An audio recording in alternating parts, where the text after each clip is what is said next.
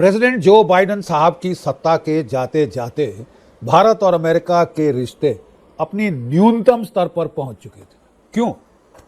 देखिए, पिछले कोई 2-3 दशकों से भारत और अमेरिका के रिश्तों में बहुत सारी करीबी आई थी, बहुत सारा समन्वय आया था, स्ट्रेटेजिक अलायंस बनी थी, क्वाड बना था, इत्यादि इत्यादि।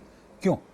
क्योंकि पहली बार दोनों को सामने एक ही चुनौती थी, एक ही थ्रेट थी, वो थी कम्युनिस्ट चीन, जिसकी आर्थिक ताकत, जिसकी सैन्य ताकत दिन दूने रात चौगने बढ़ रही थी और वह एक बड़ी थ्रेट बन के उभर रहा था एशिया के स्तर पे, ग्लोबल स्तर पे, इंडो पैसिफिक के स्तर पे, अमेरिका के लिए, भारत के लिए, जापान के लिए, ऑस्ट्रेलिया के लिए, साउथ ईस्ट एशिया के देशों के लिए, मसलन पूरी दुनिया के लिए।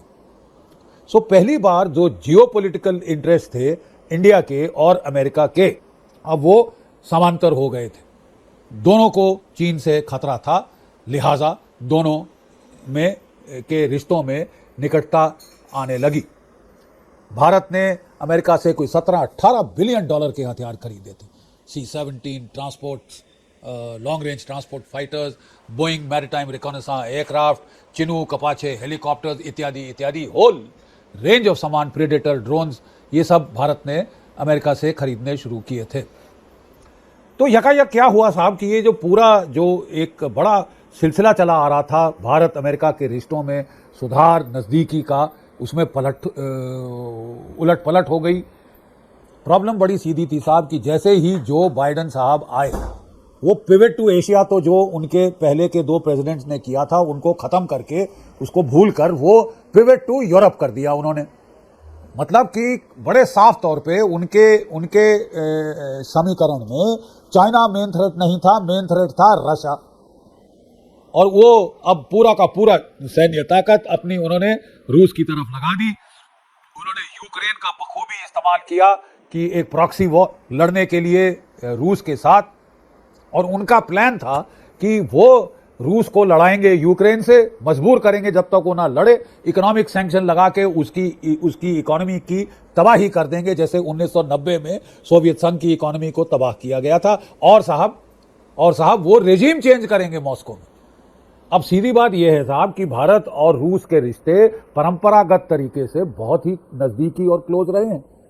Russia has been a tried and tested friend, Bharat का बड़ा नजदीकी समीपी दोस्त है, जो मुसीबत के समय भारत के हमेशा काम आया है। जो भी उसने मिलिट्री कॉन्ट्रैक्ट, 60% हमारा मिलिट्री इक्विपमेंट 60 से 70% रूस से आता है, और उसने कभी अपने कॉन्ट्रैक्ट पे हमें कोई धोखा नहीं दिया, कोई पीठ में छुरा नहीं घोंपा। तो भारत के लीडरों ने कहा कि साहब हमारी रूस से कोई लड़ाई नहीं, कोई हमारा कोई मतभेद नहीं, तो साहब हम रिश्ते क्यों तोड़े रूस से? तो जवाब मिला साहब कि तुमको रिश्ते तोड़ने पड़ेंगे, यू आर विद अस और यू आर अगेंस्ट अस। ये basic tension Indo American relation में आई, इसे समझना बड़ा जरूरी है। बेसिक टेंशन ले आए बाइडेन साहब और डेमोक्रेट्स कि साहब आपको रूस से कट्टी करनी होगी, भाड़ में जाए, आपको तेल, आपकी इकोनॉमी का सत्यानाश हो जाए जैसे यूरोप का हो गया है। वो भी अमेरिका के पिछले लोगू बनते बनते अपनी इकोनॉमी की तबाही करा चुके। तो वो चाहते थे कि आप भी तबाही कराओ, अपनी दोस्ती दर्शाने के लिए हमसे कि हम साहब आप मेरे आका हैं, जो हुक्म मेरे आका आप करो, दुम हिलाओ कुत्तों की तरह और हमारे कहने के अनुसार चलो। क्वाइट ऑब्वियसली भारत की सरकार ने बिल्कुल ये उनको गवारा नहीं था और उन्होंने एक स्टैंड लिया, और अच्छा राइट स्टैंड लिया, और इसके चलते रिश्तों में खटास आती गई। अब तो साहब वो ऊपर से मीठी बातें करने वाले जो बाइडेन साहब, वो तो भारत के खिलाफ उन्होंने तकरीबन युद्ध छेड़ दिया।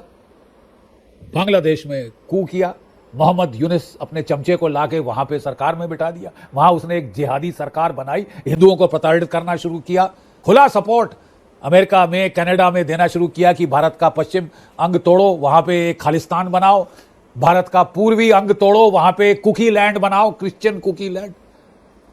अरे साहब ऐसे दोस्त हों तो दुश्मनी की क्या जरूरत है? हमने उनके साथ साहब कॉन्ट्रैक्ट साइन किया था कि पैसे हार्ड कैश दिया, डॉलर दिए कि साहब वो जो हम जेट इंजन आपसे लेंगे अपने लाइट कॉम्बैट एयरक्राफ्ट के लिए, एडवांस मीडियम कॉम्बैट एयरक्राफ्ट के लिए, और वो पैसे खा के वो साफ मुकर गए साहब, नहीं देते है, नहीं सप्लाई चेन में प्रॉब्लम है। मतलब भारत में तो हैरान रह गए लोग कि हमको दोस्त कहने वाले, स्ट्रेटेजिक पार्टनर कहने वाले अमेरिका इतना वैमनस्य, इतना हमारे खिलाफ जहर उगल सकता है। ये तो हैरत की बात हो गई साहब। और फिर भारत की सरकार के पास भी कोई चारा नहीं रहा कि ठीक है साहब, अगर ऐसा है तो ऐसे दोस्तों से दुश्मन भले। वो हेनरी किसिंजर ने सही कहा था कि it is dangerous to be an enemy of America but it is fatal to be a friend. कि साहब बड़ा खतरनाक है अमेरिका का दुश्मन बनना, बड़ा ताकतवर देश है, लेकिन उसका दोस्त बनना तो साहब मौत के बराबर है, फैटल है। ये तो उन्होंने सिद्ध कर दिया इस बार बाइडेन साहब की सरकार ने।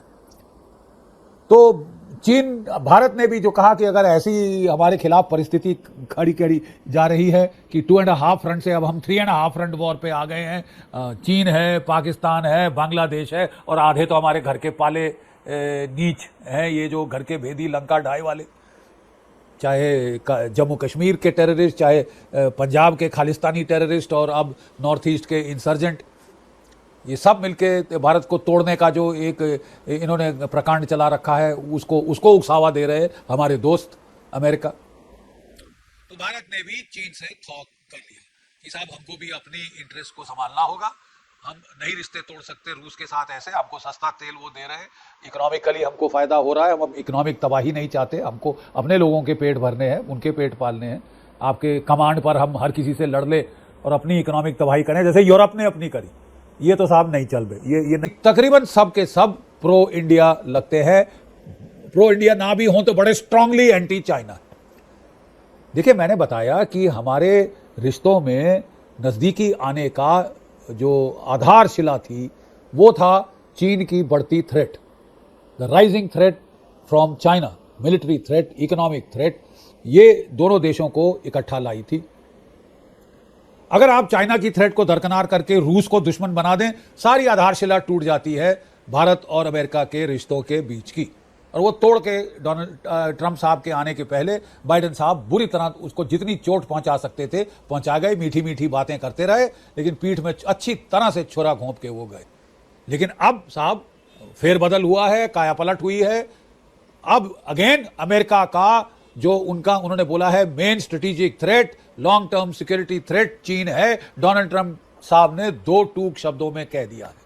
अब जरा उनकी जो आने वाली टीम। अस्सलामुअलैकुम दोस्तों, आजकल तो भारत का एक ही काम रह गया है कि भारत अमेरिका में जो सरकार आएगी ये उसे अपना भाप बना लेंगे। पहले बाइडेन करते थे, बाइडेन ने डंडा देकर रखा हुआ था, और दोस्तों अब ट्रंप आया है तो उसके आगे गवार लगा रहे हैं। एक तरफ तो रोना धो रहे हैं कि हमारा खट्टा बिठा दिया है अमेरिका ने, इंजन नहीं दे रहा, तैयारे नहीं दे रहा, पैसे भी ले लिए और अब कुछ भी नहीं दे रहा, नहीं तैयारे दे रहे हैं, नहीं इंजन दे रहा है, फटकार लगा दी है। और दूसरा रूस से भी दूर कर दिया है। दोस्तों रूस से भारत बहुत दूर हो चुका है, पाकिस्तान के बड़ा नजदीक हो चुका है, और बड़ी वजह यही है कि रूस के खिलाफ भारत ने बड़ा काम किया है अमेरिका के साथ मिलकर। और रूस को भी पता है कि अगर भारत अमेरिका के करीब जाता रहेगा तो फिर लाजमी बात है रूस से वो दूर होता रहेगा। और रूस, चाइना, पाकिस्तान, ये जो तिगड़ी बन रही है इसने भारत की अभी नींद हराम कर रखी है। दोस्तों भारत ने जो गैप लाया था, जो दरमियान में गैप आया था, अमेरिका की तरफ गए थे, रूस से दूर हुए थे, उस गैप का पाकिस्तान ने खूब फायदा उठाया है। और अब आपको पता है कि रूस पाकिस्तान के गवादर में बड़ी इन्वेस्टमेंट कर रहा है। उसके अलावा पाकिस्तान को वो एयर डिफेंस सिस्टम तक दे रहा है, फाइटर जेट के इंजन की भी बात हो रही है। पाकिस्तान के साथ वो बड़े ही प्रोजेक्ट्स पर काम कर रहा है। ब्रिक्स में पाकिस्तान को सबसे पहले वेलकम करने वाला मुल्क रूस बन चुका है। तो अब भारत को भी टेंशन बहुत ज्यादा हो गई है। लेकिन अब देखिए कि बाइडेन गया है, ट्रंप आया है, तो इन्होंने अभी ट्रंप को बाप बना लिया है और ट्रंप से ये उम्मीद ही कर रहे हैं कि ट्रंप इनके लिए काम करेगा और रूस के खिलाफ। और ट्रंप रूस के खिलाफ नहीं होगा, चाइना के खिलाफ होकर वो भारत को यूज करेगा। और भारत का इसमें बड़ा फायदा ये होने वाला है कि भारत को टेक्नोलॉजी मिल जाएगी। ट्रंप तो पहली बार नहीं आया, पिछले भी वो अपना टेनोर पूरा करके गया है। उसने आपको कितना बड़ा फायदा दिया है। जो भी आए वहाँ पर सरकार चलती है पेंटागन की, और पेंटागन के जर्नल्स तो वही हैं, वो आपको ठोक कर रखेंगे। वो जो भी होगा, ट्रंप होगा, बाइडेन होगा, फैसला उनका भी पेंटागन से आता है। और पूरी दुनिया के जितने भी फैसले हैं जहाँ पर जंग करवानी है, जंग रुकवानी है, वो सारे के सारे पेंटागन से आते हैं। दोस्तों इसकी सबसे बड़ी मिसाल ये थी कि ट्रंप अफगानिस्तान से फौजें निकाल रहा था और वो चला गया। उस वक्त वो तब्दील होके बाइडेन आ गए और बाइडेन इसके खिलाफ थे, लेकिन मजबूर होकर उन्होंने भी यहाँ पर अफगानिस्तान से फौजें निकाली, क्योंकि पीछे जो बॉडी है पेंटागन वो निकालना चाहती थी। यहाँ पर हुकूमत का कोई रोल होता ही नहीं है, जो पेंटागन कहता है वही उन्हें एग्जीक्यूट करना पड़ता है।